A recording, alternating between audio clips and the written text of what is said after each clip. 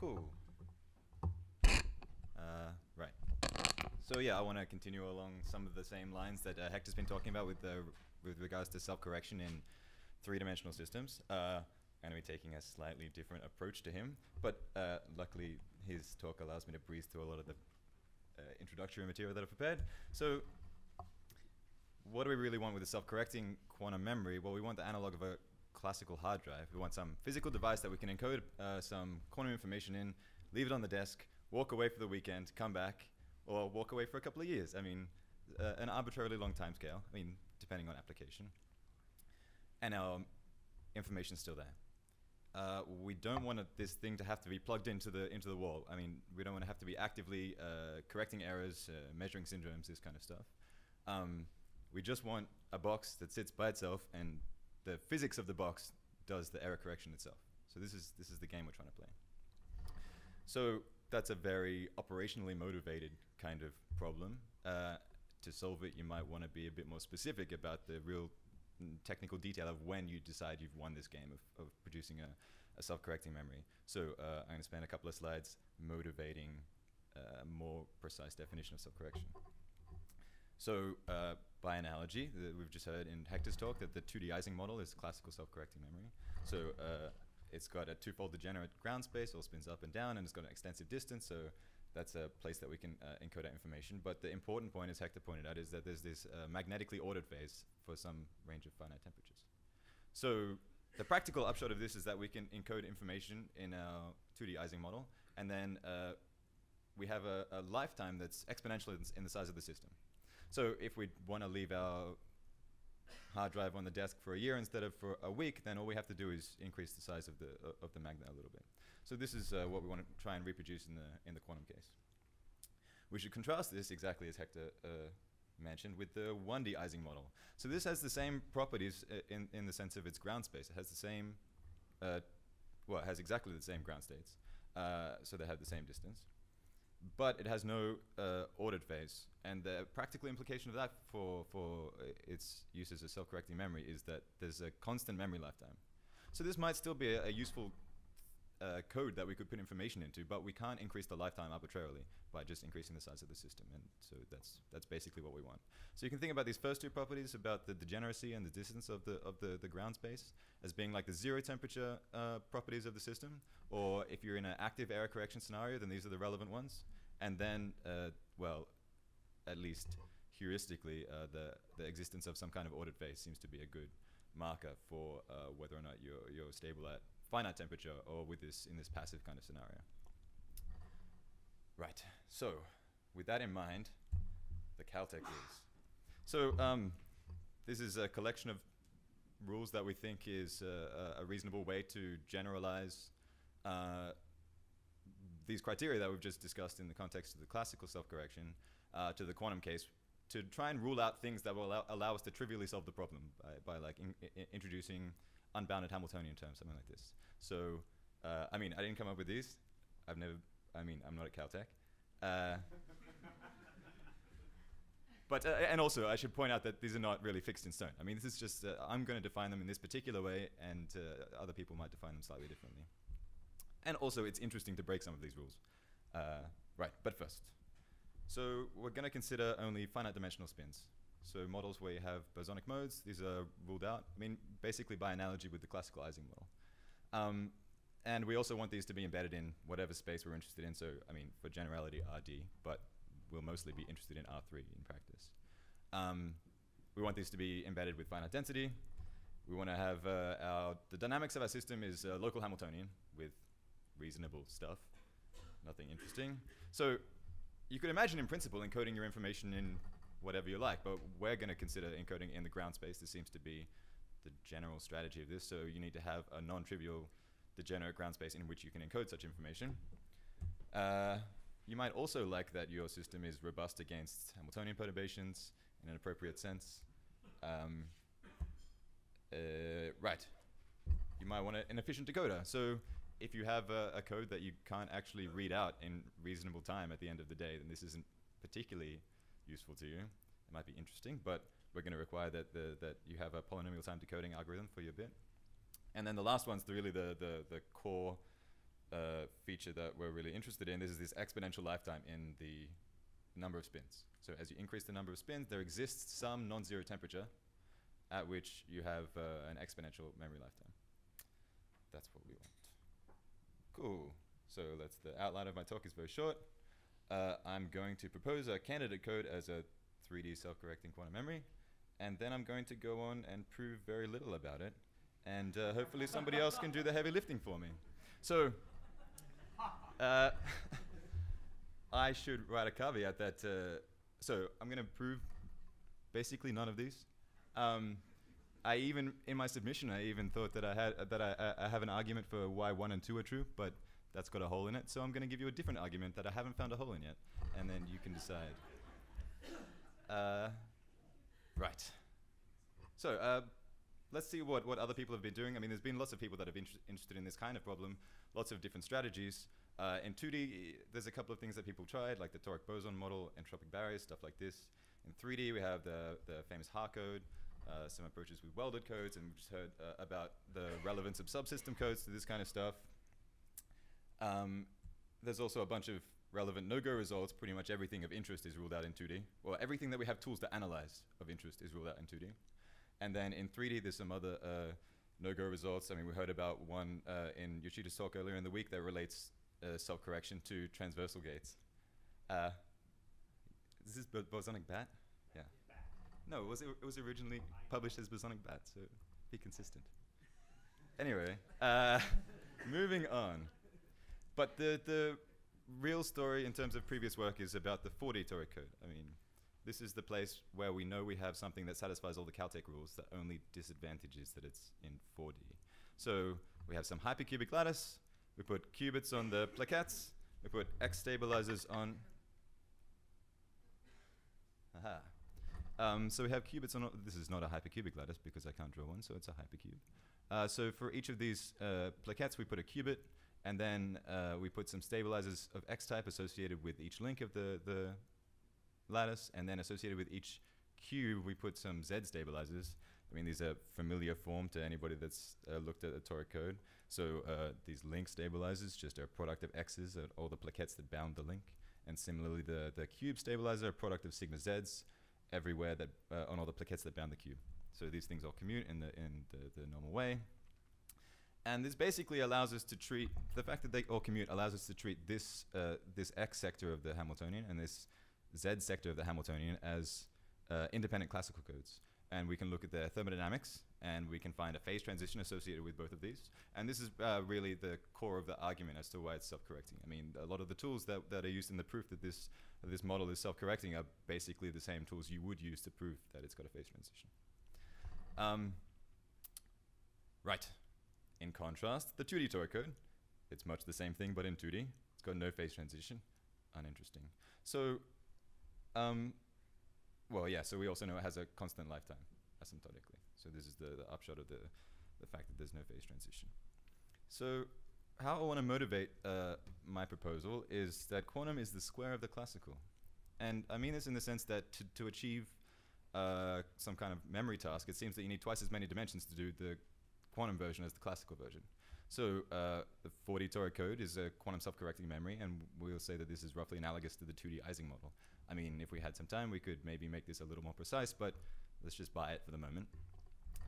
Similarly, the 2D toric code has no phase transitions. It's not a self-correcting classical quantum memory in much the same way that the 1D Ising model is uninteresting at finite temperature.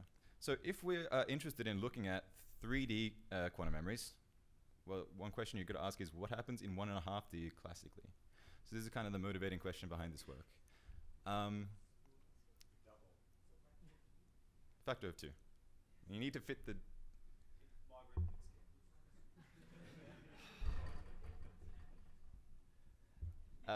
yes, double. Square is sets. I mean, double the dimensions. It's, yeah. All right. So, all right, buy it, that it should be 1.5. This is what I really mean. And so the natural kind of framework in which to ask questions about fractional dimensions is fractal geometry. So, I mean, here's a couple of fractals. They have weird shapes. But there's a quantity associated with them called the Hausdorff dimension. And this can interpolate between the integral topological dimensions that we are normally interested in, and these ones have some whatever numbers they are. And I'm going to be interested in a particular fractal called the Sierpinski carpet. And well, one way to construct these family of fractals is with two parameters, b and c. And then we start at level L equals 0. Where's my laser pointer? Level L equals 0 with the unit square. And then we divide it into b squared subsquares and delete the central c squared. So we get this. We delete the central square when c equals 1. And then we repeat this procedure again for each of these squares. We iterate again and again and again. And we end up limiting to some object that is the fractal that we're interested in. These fractals have Hausdorff dimension given by this quantity here, so you can tune it by changing these parameters. Importantly, you can achieve anything dense in between 1 and 2. You can achieve basically anything in between dimensions 1 and 2. So we could choose 1.5 or less. That's the key here. There's also, so this, as I've just defined it, is a fractal object. It's a subset of R2. But we want to discretize it. We want to consider a lattice that has this kind of similar structure. And the way that we would consider that lattice is by talking about the Sierpinski carpet graph. So you can define this in a couple of different ways. One convenient one is just, I mean, right here, this is a bunch of black edges that enclose the non-deleted regions. And we can just consider these black edges as a graph. I mean, it's a subgraph of the square lattice. That's a thing we can talk about. And you can do thermodynamics on Ising models on this family of Sierpinski carpet graphs. And in fact, it turns out that some guys have shown that if you put an Ising model on these graphs and take the thermodynamic limit, you find a phase transition at finite temperature. You end up with a classically stable self-correcting memory. So when we're asking, can we find a 3D quantum memory, and we look at 1.5 dimensions, and the answer is yes, classically, we can find a 1.5 dimensional classical memory.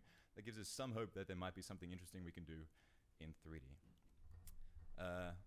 Right, so basically, in a couple of slides, we're going to show how to smash two of these things together to make something that's three-dimensional-ish, a quantum thing. But before we go on, so you could define Sierpinski carpets in a bunch of different ways. So, for example, instead of cutting out a central hole, you cut out some the same volume of holes, but spread out across the lattice. So there's a bunch of choices like this that you could make, and there's really 3 key parameters that are of real interest in this. The details of the Sierpinski carpet, or you could choose different fractals if you like. They're not really so important. The Hausdorff dimension is the most important one. So in this context, we should think about the Hausdorff dimension of the fractal as basically telling us how the number of sites of the lattice scales with the linear lattice size. So I mean, in a square lattice, you get L squared sites for a linear lattice size L. For one of these Sierpinski carpet graphs, the number of sites scales as L to the D for D's your Hausdorff dimension. There's another important point which is called the ramification. So this is basically, if I was to take the limit of, I mean, if I iterated this procedure to construct the Sierpinski carpets, and then I asked how many bonds of this graph must I cut to separate the thing into 2 comparably sized pieces. And this is scaling polynomial in the system size, well, in the total number of edges. And this seems to be very important for the thermodynamic properties of these classical Ising models. You could imagine other fractals which have finite ramification with the same Hausdorff dimension, and they typically, well, they never have any phase transitions at finite temperature. So they're more like the 1D Ising model. And then the last thing that we might be interested in is something called lacunarity.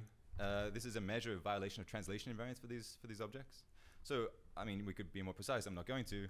But in this guy, there's one big central hole cut out, and in this guy, we've spread that kind of out over the lattice. And so this one's associated with a higher lacunarity than this other one. And we could consider various limits of these things, which is going to be, well, tangentially related in the future. So we've got this this object, this graph object, and we think it's got some interesting behavior as a classical memory. How can we square this into a quantum memory? This is really the question. And in order to answer that, it seems like the appropriate language is to treat our codes as in the homological framework. So this is a way of dealing with CSS codes that's got a natural geometric interpretation, so we can use the tools of algebraic topology to discuss codes. And it's pretty straightforward. You choose some complex, so it's got some cells, maybe some faces, some edges, geometric objects. And then we define a code given this complex by picking some dimension I. So we could pick the two-dimensional objects of this piece of cubic lattice, and then associate qubits with each of these plaquettes. And then once we've done that, then we associate X-type stabilizers with the objects of one dimension less. So we would associate them with the edges. And those stabilizers would act on all of the neighboring faces. Similarly, we put the Z-type stabilizers on the objects of one dimension higher. So these would be in the cubes here in this example, and they would act on all the faces that bound this cube. So you can see it's very closely related to the toric code construction. You could consider this as a generalization of the toric code construction, more or less. Right. So with that in mind, we're basically going to define these codes that we're interested in. We're going to call them fractal product codes because it's basically going to be a product of two of these fractal objects. And this product here is the homological product. So we consider each of these codes as some homological code, and then we're going to take the product in the homological way. And the slight subtlety is that you might think the naive way to do this is that you would think of this as a classical code, as an icing model on this graph. But in fact, the correct way to do it is to treat it as a toric code with punctures. So we think about this code as having qubits on the edges, X-type stabilizers associated with the vertices, and Z-type stabilizers associated with the plaquettes in exactly the same way as the normal toric code. But it's got a bunch of these punctures on every length scale, and they're all smooth. And this guy's the dual code. It's exactly the same, but all the boundaries are rough now. So this is also the planar dual graph of this guy. And we're just going to take the homological product of this, and that's going to basically define what we would mean by a fractal product code. So what's its properties? Well, when we take the product of these two things, these are both subgraphs of the square lattice. So we're going to end up with something that lives on the hypercubic lattice. It's a subgraph of the hypercubic lattice. It's basically got a bunch of punctures in it associated with pairs of punctures in these two things. So we're going to put the qubits on the 2D objects of this lattice. So on the faces of this hypercubic lattice, we're going to put X-type stabilizers on the 1D objects, the edges, and Z-type stabilizers on the 3D objects, the cubes. So it really is exactly a 4D toric code with a bunch of punctures and then convenient boundary conditions. So this is a very nice way of thinking about it, I think. And then, well, I suppose we could have just defined it as a punctured toric code from the beginning. But the tools of algebraic topology that we want to use, they come in quite handy to work out stuff like the degeneracy of the system. So we can work this out. It's pretty straightforward if you spend enough time with your head in some textbooks. And it turns out that there's one globally encoded qubit, and this is associated with cross sections of the lattice. So there's a pair of anti-commuting logical operators that are associated with perpendicular 2D cross sections of the lattice. And in addition to that, there's a bunch of local qubits. So these are associated to the interior, these punctures that end up in the 4D toric code. So, I mean, this is just how many punctures there happen to be in this model. Both of these are kind of interesting, but I want to focus on the global one. It seems like the easiest one to look at. So the obvious question to ask is, maybe that's interesting, but it still lives in 4D, right? It's associated with some object that has Hausdorff dimension 3 now. Well, if we conveniently chose our parameters, we can associate this as a discretization of some fractal with Hausdorff dimension 3 or less, somewhere between 2 and 3. But it still lives in R4, and this is a little bit of a problem. We'd really like something that lives in R3 as well as being three-dimensional. So, well, the easiest thing to try is do some projections. Do a projection into 3D. So here's a picture not of a 4D into 3D, but of some two different fractals from 3D into 2D. And what generally happens in these kinds of fractal situations is that if you choose a random projection for almost every projection, then this is an example of a fractal whose Hausdorff dimension is greater than 2. it turns into a big blob here. So it basically saturates the whole space. This guy is an example of a guy with Hausdorff dimension less than 2. And his image also has Hausdorff dimension less than 2. So if you have small enough Hausdorff dimension and you choose a random projection, then this projection will preserve Hausdorff dimension. So the global structure of your system is preserved under this kind of random projection. Now, in order to prove that that our system would be local embedded in 3D under this kind of random projection, we would need to make sure of 2 things. The first is that we haven't increased the distance between the qubits, because we need the interactions to stay local. But it's a projection. It's not going to increase distances between anything. So local interactions go to local interactions under this projection. The more subtle issue is about the density of qubits. So we could be projecting many qubits onto the same area, and we would need to bound this more carefully. So this is the weak part of this argument, but reasonably optimistic for the following intuitive reason.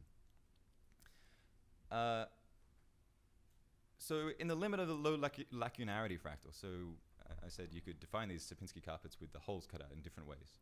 And you can take a limit of low lacunarity, and then there's some ways in which you can interpret these objects as geometric implementations of the analytic continuation of the hypercubic lattice to non-integer dimensions. This is a claim that's very interesting. But the density of points in these low lacunarity fractals is constant across the lattice. So if it's constant, then if it's constant and we also have d less than 3, so this guarantees that the total number of points in our system is growing slow enough. It's growing as L cubed or slower. Then this would imply that there's bounded density after projection. So the way that one takes these limits is a little subtle, but I don't see a great reason why this kind of intuition should break as you back off the low lacunarity limit. But yeah, open question. Well, there's a pretty picture that you can look at to see these kinds of projections. This is not a fractal that you would be interested in for the purposes of self-correction. It turns out it has finite ramification. But it's a thing that lives in 3D, and it has Hausdorff dimension exactly 2. It's a Sierpinski tetrahedra. It's pretty famous. But you can see its projection behaves very nicely in certain directions, and this is one of them. So we take this fractal, and we rotate our viewpoint, and it ends up being a square lattice. So if we had a system, say, with qubits for each of these pyramids, and then local interactions between them, then this would still be, well, the qubits would now be arranged in a square lattice, and there'd be local interactions on this square lattice. So this is the kind of picture that one might have in their head when we're imagining these projections. Right. So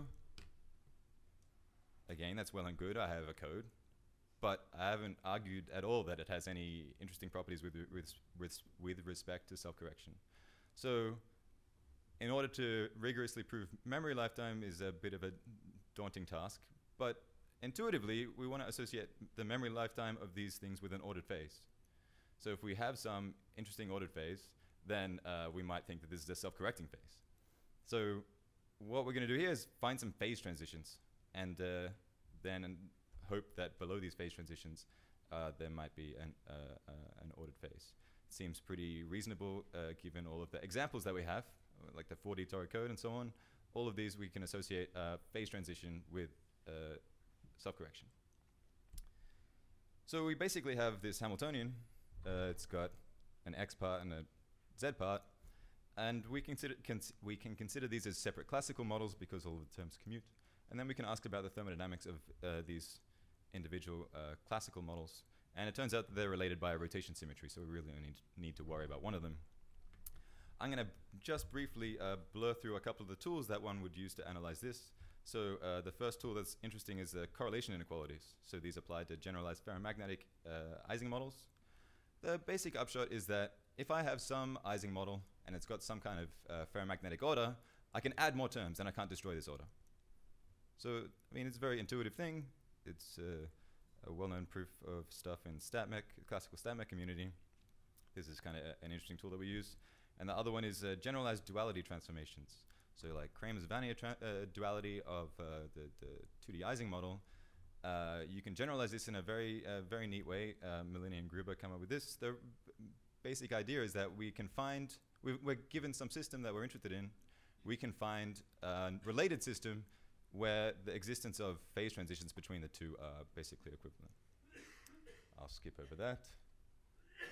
Right, the main ideas of the analysis. So we use these two tools, and we take the Z sector, this classical Ising model that, this classical model that represents half of our code, and we are able to relate it directly to a Sierpinski carpet Ising model. So, I mean, I don't have time to explain how. If you're interested, you can come and talk to me. But the important point is that we know that the Sierpinski carpet Ising model has a phase transition. So this allows us to conclude that the Z sector of this model also has a phase transition.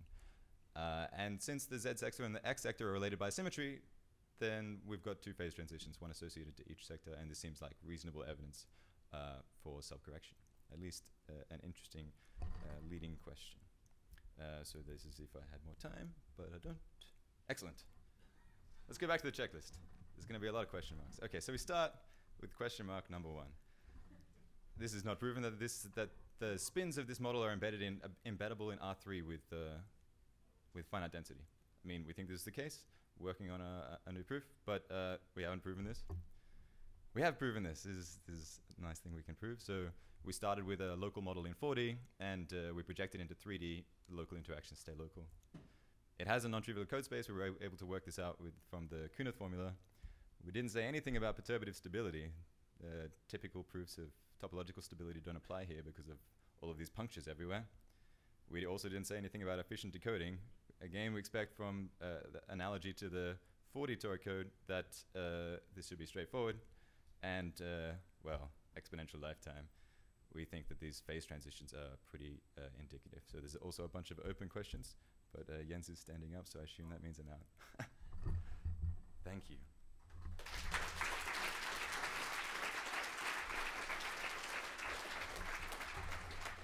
So thanks so much for the exciting talk. So I would suggest we reconvene in Bern with after the homework list. So are there questions already at this time? Yeah. So, quick intuitive question. When you take a lattice, code defined on a lattice, and you project that down into a lower dimension, as you pointed out, you don't move things further apart, but you do bring things closer together. What properties of the code tend to be and not be preserved under that squishing?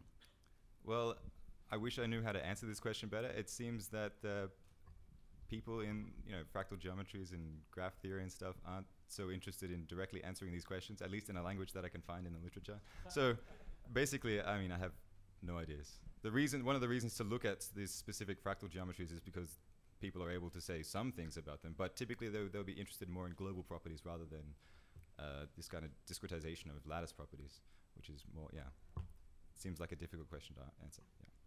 Yes, David? So, yeah, I was wondering, what's the critical fractal dimension for the existence of a magnetic phase in these? So in these Sierpinski carpets, you get a critical temperature of anything with the dimension strictly greater than 1. Okay. But, I mean, the dimension is the only important thing. You could find other fractals with these dimensions for which there's no phase transition. It's about the ramification. This seems to be the key. You have to have infinite ramification, which you could think about as being related to the energy barrier of the logical operator, something like this. So Simon? So following on from that, it seems like you don't need 3 dimensions. You only need slightly more than 2. Well, yes, so but what are you doing with the other dimension? Maybe they're for overhead? Yeah, I don't know. Does it help with any of these other issues, or you don't know? Or? Well, you might hope so, but you might also hope that everything would work. I mean, it doesn't seem that you can exploit this to make proofs more easy, which would be the obvious kind of strategy.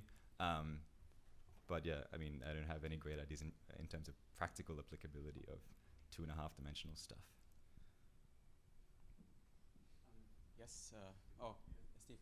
So my intuition in the purpose for all these punctures is so that when you can project down and it all fits in 3 dimensions. But what's then the fate of all the locally encoded qubits with those punctures? That's an excellent question. I have no idea. I mean, so the other thing is that when you project, okay, let me rephrase. So these punctures are on all length scales. So the largest one. So if you look at a fixed puncture, and then you increase the level of going down your fractal, so you decrease the lattice spacing, then the surface of this puncture becomes thermodynamically large. And the logical operators are actually associated with the surface. So you could also associate a phase transition to any fixed logical operator as you kind of go down the hierarchy. But at the same time, you're creating a bunch of little punctures on the smallest length scales. Yeah, there's an interesting question about order of limits here, which I don't know the best way to answer. So to answer two questions, I see. So yes, Aaron. So I don't mean to question the Caltech rules here, but is bounded density enough? It occurs to me that if you have two qubits that get very close together, then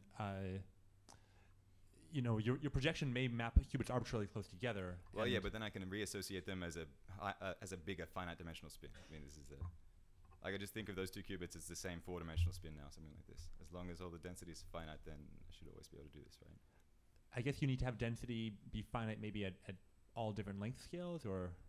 Well, yeah, at the smallest, at the resolution of your lattice, basically. Okay. I mean, something, yeah. Sure. Okay, so are there any other questions? So if this is not the case, then let's thank the speaker again.